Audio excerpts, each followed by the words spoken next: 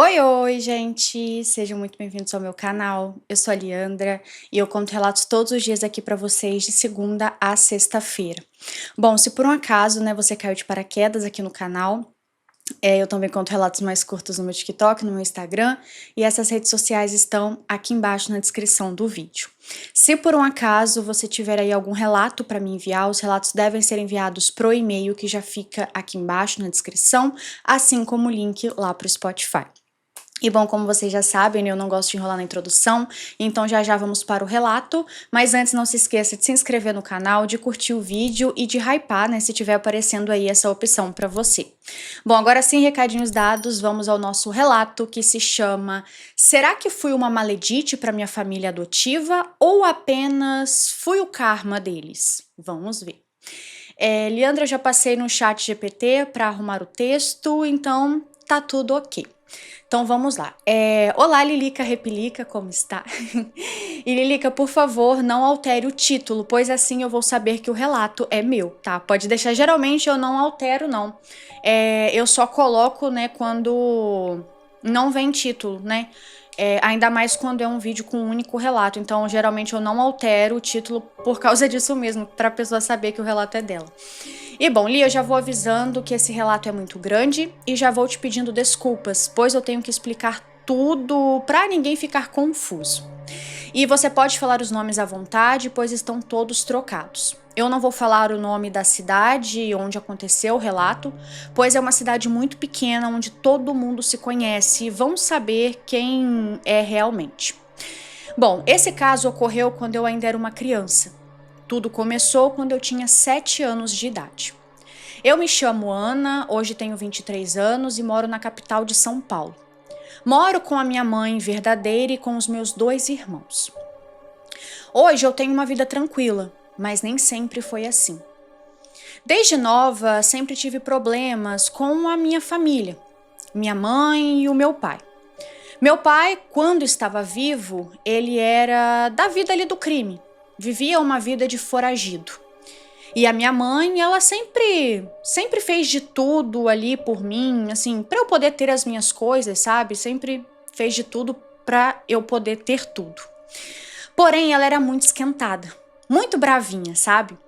Então, às vezes, ela me dava umas palmadas, que inclusive eu lembro até hoje. Eliandra, eu sou mulher hoje, estou entrando aí na casa dos 24 aninhos, mas sempre falo que eu tenho 18. E eu sou muito branca, então qualquer coisa eu fico roxa ou com marcas. E teve uma fase que eu estava muito rebelde ali nos meus 7 anos de idade. Minha mãe foi lá e me deu uma surra bem dada. Pois bem, o conselho tutelar foi lá e me tirou dela, infelizmente. E foi a partir daí que a minha vida mudou totalmente. Fui morar com os meus tios de consideração e fiquei um tempo lá. Tivemos muitas desavenças. Eu pedi na época para as conselheiras que me levassem embora dali. E aí eles tiraram a guarda provisória deles. E Leandra, eu, iludida, quando pedi isso, eu estava achando que eu ia voltar a morar com a minha mãe. Mas na verdade eu fui parar em um abrigo. Você acredita nisso? Ali meu mundo caiu, pois eu achei que eu iria ser, sei lá, doada, entre aspas, para qualquer pessoa. Inclusive, esse abrigo existe ainda e fica localizado na cidade. Sabe, essa cidade pequena que eu não vou mencionar o nome aqui. E, falar pra você, a minha única preocupação era de ser doada para qualquer pessoa. Pois fora isso, que lugar maravilhoso, Leandra. Eu tinha uma rotina maravilhosa. Eu podia estudar, fazia diversos cursos legais na época. E o principal, a comida era maravilhosa. Eu me sentia igual em Tiquititas. E eu passei um tempinho lá, até que eu fui adotada por um casal de amigos da minha mãe. Ali eu achei que eu estava indo para um bom lugar, mas foi aí que eu me enganei. Eu mudei para lá e a minha vida foi de 0 a 100, na verdade de 0 a 1000 em meses. Esse casal de amigos da minha mãe, eles têm 4 filhos, Juliana, Rafael, Lucas e Fernanda. E o casal se chama Carlos e Marina. Na época, meu pai estava cumprindo os 10 anos de sentença, Porém, ele era um cara que sabia de tudo o que estava acontecendo aqui fora, sabe? Meu pai, ele sempre participou da facção de São Paulo. E eu acho, né, que eu nem preciso falar o nome, né? Porque acredito que todos já sabem bem. E aí eu me mudei pra lá. Nos primeiros meses foi ótimo, pois você sabe, né? No começo é tudo mil maravilhas. Até acontecer uma coisa que eu só fui entender, né, lá com os meus 16 anos de idade, que foi algo errado. O filho mais velho, o Rafael, na época ele era o mais próximo assim de mim. E bom, um certo dia, ele simplesmente passou aquelas mãos nojentas dele em mim enquanto eu estava dormindo. E Leandro, eu era uma criança na época, eu não entendi muito bem, eu não sabia de nada. E sabe aquele sentimento que tem algo de errado, mas você não sabe se é ou não de fato errado? Pois era exatamente isso. E foi assim que eu fiquei até os meus 16 anos de idade. E foi somente nessa idade que eu entendi que de fato era errado aquilo. Eu nunca falei isso a ninguém na época, até porque se eu falasse, a tragédia ia ser feia, pensando bem. E o meu pai sempre deixou bem claro na cidade que se alguém mexesse comigo, ele iria matar, assim como já matou outras pessoas. Meu pai era louco. Ele foi condenado por anos por cometer ali diversos crimes, como sequestro, roubo, latrocínio, homicídio, fora os outros que, se eu falar aqui, eu acredito que irá ficar muito pesado para as pessoas ouvirem. O meu pai, ele sempre teve as saidinhas, que a maioria dos presos tem, né? E aí, em 2011, ele foi solto de vez. Eu recebi uma ligação informando, né, que naquele dia o meu pai estava saindo da cadeia. E ali eu sentia uma alegria, eu pulava na cama, eu gritava, eu chorava de alegria. Pois só Deus sabia a saudade que eu sentia dele quando ele estava naquele lugar. Ali a minha vida estava melhorando aos poucos. Porém, eu sentia muita saudade da minha mãe, pois ela morava um pouco longe de mim. E só vinha me ver de 15 em 15 dias. Ela e o meu pai era tipo cão e gato, não podia se ver, que só faltavam ali sair na mão. E aí uma vez eu fiz os dois se encontrarem sem ambos saberem. E ali eu vi que eu era uma peste mesmo. Bom, Leandro, meu pai ficou solto um ano, até que em 2012 ele veio a falecer em um confronto com a polícia. E eu descobri isso da pior forma. E ali eu vi que o pessoal daquela família não tinha amor por mim, e sim medo do meu pai. Pois quando ele faleceu, todo mundo ao meu redor mudou, sabe? Tudo ao meu redor mudou. A Marina e o Carlos mudaram completamente. O jeito de me tratar e tudo mais, tudo mudou. E aí, a Marina, que é uma velha cachaceira e sem vergonha, ela gostava de apanhar do marido desde nova e não se separava dele. E falar a verdade, eu acredito que seja um karma dela mesmo, por ela ser uma pessoa tão sem noção. Eu tinha o costume de dormir com a Juliana, até que um dia eu acordei com ela passando as mãos em mim. Assim, você acredita? Essa sem noção, ridícula e nojenta. Mas calmem que o que é dela, ela está recebendo.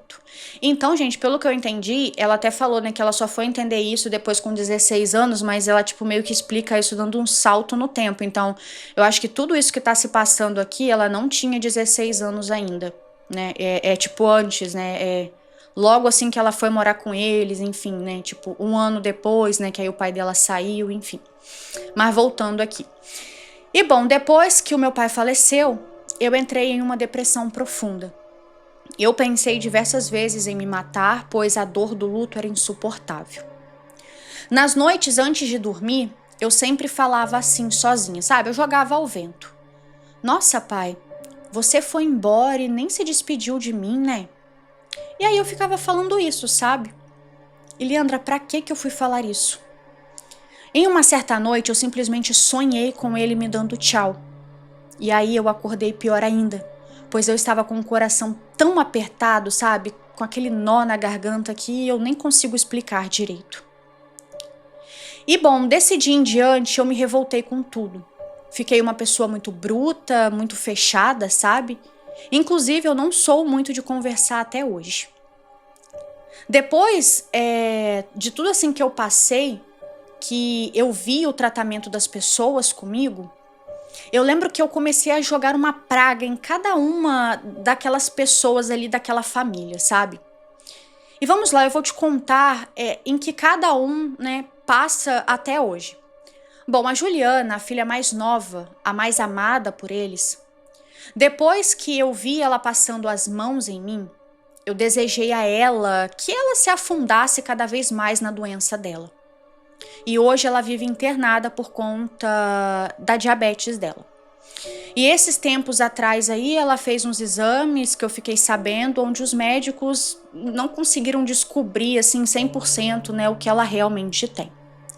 Bom, o Rafael, o nojento que também passou as mãos em mim, ele ficou muito tempo preso por tráfico. Ele perdeu absolutamente tudo, Liandra. Ele era um rapaz tão lindo e hoje ele tá todo acabado. O Lucas, ele sempre me maltratava nas palavras, sabe? Jogando apelidinhos maldosos em mim. E ele virou um usuário de pó, porque eu sempre falava pra ele: você vai virar um drogado, você vai ver. E eu não falava isso da boca pra fora não, tá? É porque assim, eu realmente já vi ele separando drogas ali dentro de casa, sabe? Pra vender. Então eu já usava isso ao meu favor pra amaldiçoar ele. Já a Marina, ela vive bebendo e ela é bem perturbada da cabeça. Ela tem uns ciúmes doentio do marido dela, o Carlos. E desde a época que eu morava lá, ela era assim com ele. Fiquei sabendo esses dias que ela estava cuidando de uma menina pequena e ela tinha ciúmes da menina com o marido dela. Como se todo mundo fosse querer aquela jamanta enorme. Meu Deus. E bom, sobre o Carlos, Leandro, ele nunca fez nada pra mim. Mas será que ele nunca viu o que de fato acontecia dentro da própria casa dele, sabe? Os maus tratos, os xingamentos, a forma, né, que o meu semblante estava. Porque assim, era nítido a minha tristeza e o meu desconforto de estar ali. Pois bem, ele era um cara que sempre falava assim, né, que não precisava de ninguém, pois estava na melhor fase dele. Mas mesmo assim ele não escapou da minha praga. Eu lembro que um dia eu com muita raiva falei bem assim: ele vai afundar, por pura ganância e arrogância. Hoje ele não consegue arrumar um emprego. Ele teve que vender a casa, o carro e até móveis para pagar o tratamento da Juliana.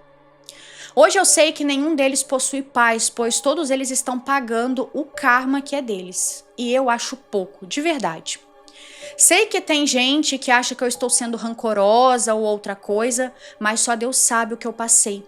Quantas noites eu fui dormir soluçando, passando por desaforos, insultos e passando pela dor do luto, que na época era muito recente.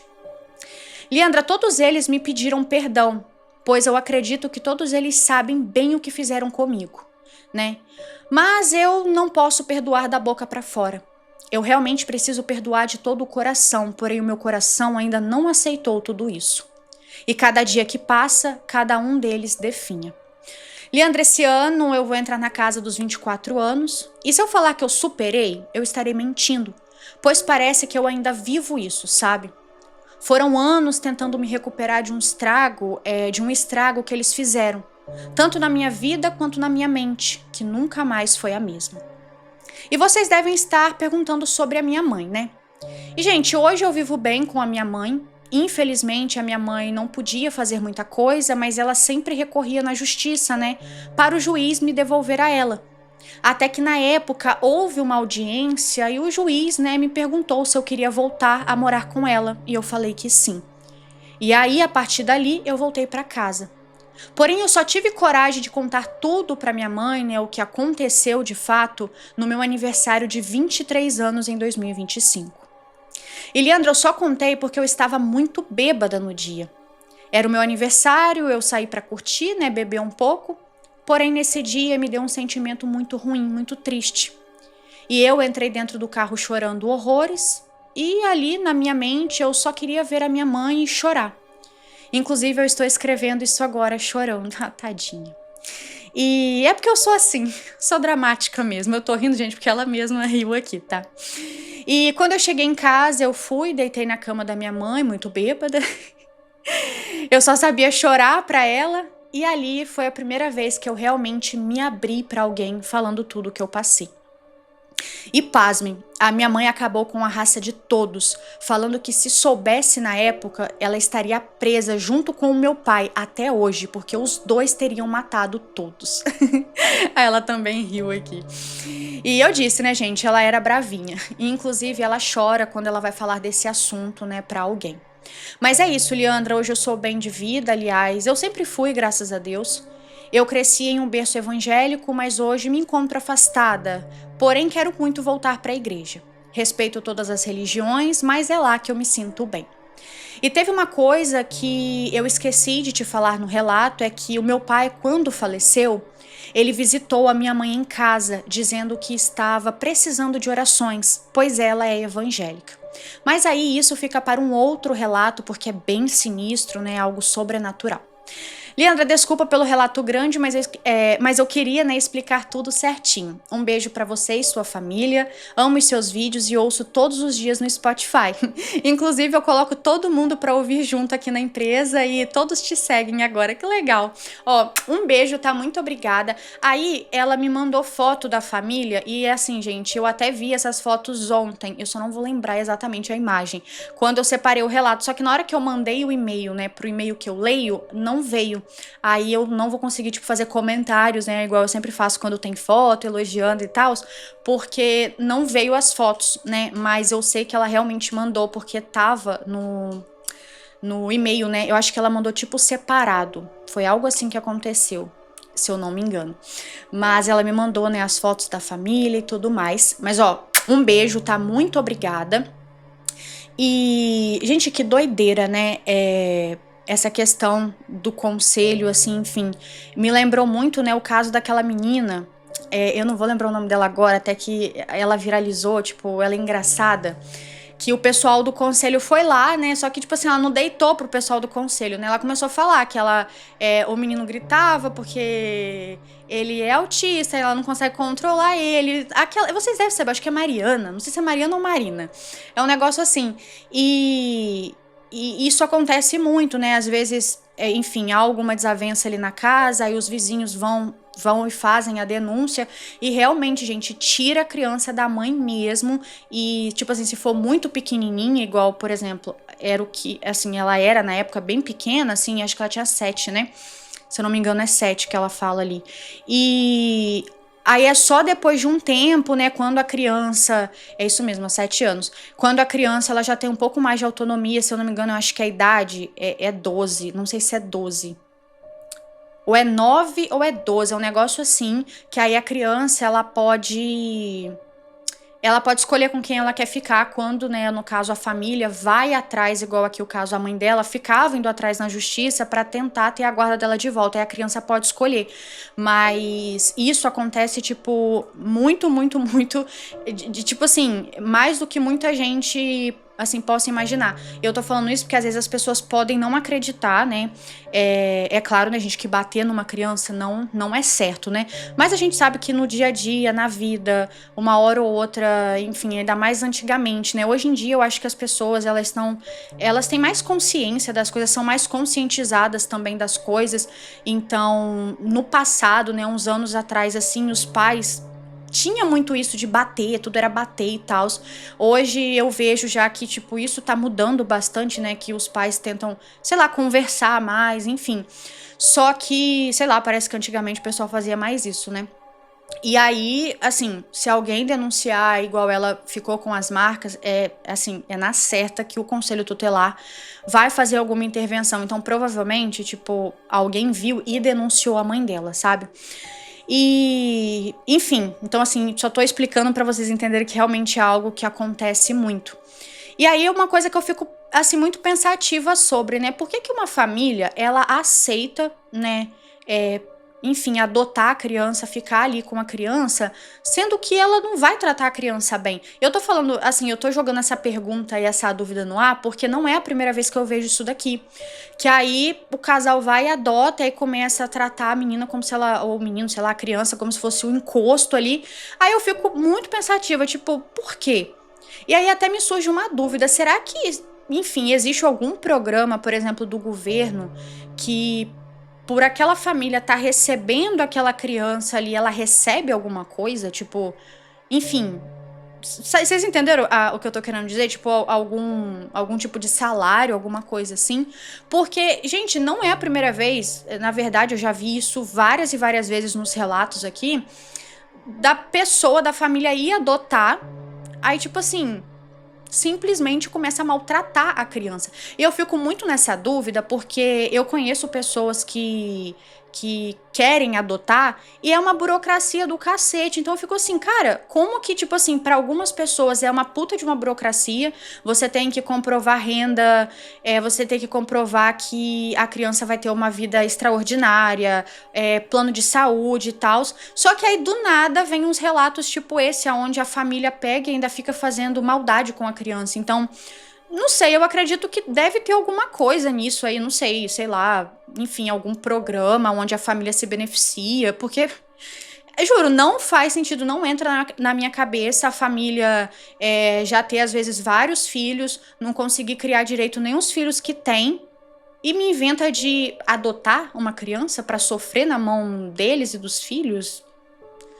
Enfim, tipo, realmente é uma dúvida genuína. Mas eu acho que você, moça, que enviou o relato, não deve se sentir muito pressionada nessa questão de perdoar, porque se você for pôr na ponta do lápis, essa história é muito recente. Tipo, você só tem 20 e poucos. Gente, eu acabei de ler e eu já esqueci a idade da menina. É 20 e alguma coisa, calma aí, deixa eu ir lá embaixo. Você fez 23 agora em 2025, essa história é super recente, então não se cobre tanto, tá? Porque não adianta, a gente tem certos traumas que a gente demora, né, a processar, tem traumas que, enfim, a nossa mente nunca mais vai ser a mesma. Igual, teve um lugar que eu trabalhei, tipo, em 2016. E, tipo assim, esse lugar desgraçou a minha cabeça. Eu fiquei traumatizada, eu entrei em depressão. Nossa, era um lugar que, pelo amor de Deus. E aí, eu consegui sair desse local em 2017. Eu trabalhei foi quase 2 anos lá, na verdade. E aí, eu saí em 2017.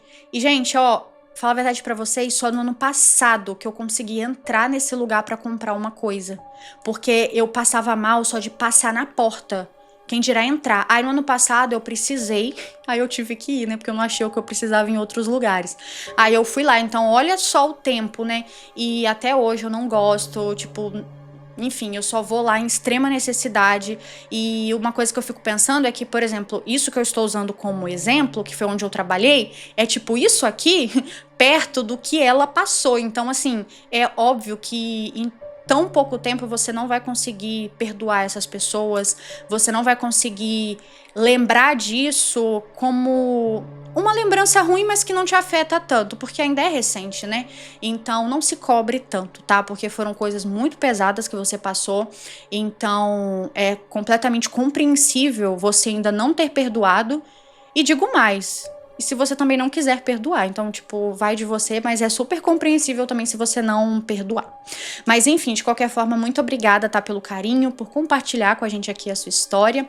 E eu espero, né, que daqui em diante só coisas boas pra você. Eu fico muito feliz que hoje você está bem, né? Tá bem com a sua mãe, né, com a sua família, e eu fico muito feliz. E também fico muito feliz por eles estarem mal. Os outros lá. Mas enfim, ó, um beijo, tá? Mais uma vez, muito obrigada. E muito obrigada também a todos que ficaram até o final do vídeo. Tchau, tchau. Eu vejo vocês no próximo vídeo, nos próximos relatos.